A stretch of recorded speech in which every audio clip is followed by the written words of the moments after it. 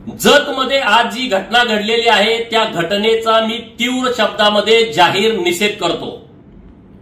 ज्या एपीआयनं हा प्रकार केलेला आहे त्या एपीआयला सुतासारखा सरळ करण्याची व्यवस्था केली जाईल।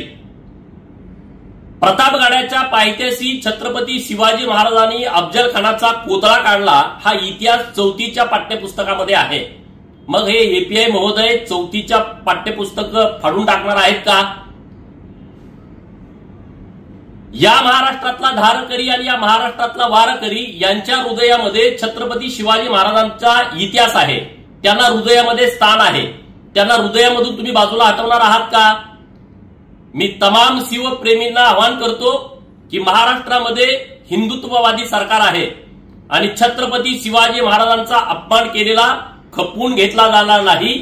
ज्या एपीआयनं हा उद्योग केलेला आहे त्याच्यावरती निश्चितपणे कारवाई होईल। मी राज्याचे मुख्यमंत्री माननीय देवेंद्र फडणवीस साहेबांच्या कानावरती ही गोष्ट घातलेली आहे। सांगली जिल्ह्याचे एसपी साहेब यांच्याशी सविस्तर बोललेलो आहे आणि त्यामुळं तुम्ही या सगळ्या गोष्टीचा संयम बाळगावा। ज्या एपीआयनं हे कृत्य केलेलं आहे त्याच्या पाठीमागे कोणी राजकीय शक्ती आहे का याची सुद्धा चौकशी झाली पाहिजे।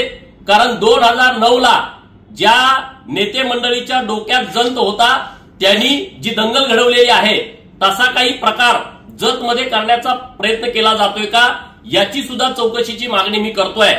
आणि जो कोणी छत्रपती शिवाजी महाराजांचा अपमान करेल आणि मग तो कोणीही असेल तर त्याला गुडघ्यावरती बसवून त्याला नाक टेकून महाराष्ट्राची माफी मागवायची व्यवस्था आणि तशी यंत्रणा आम्ही उभी केल्याशिवाय राहणार नाही।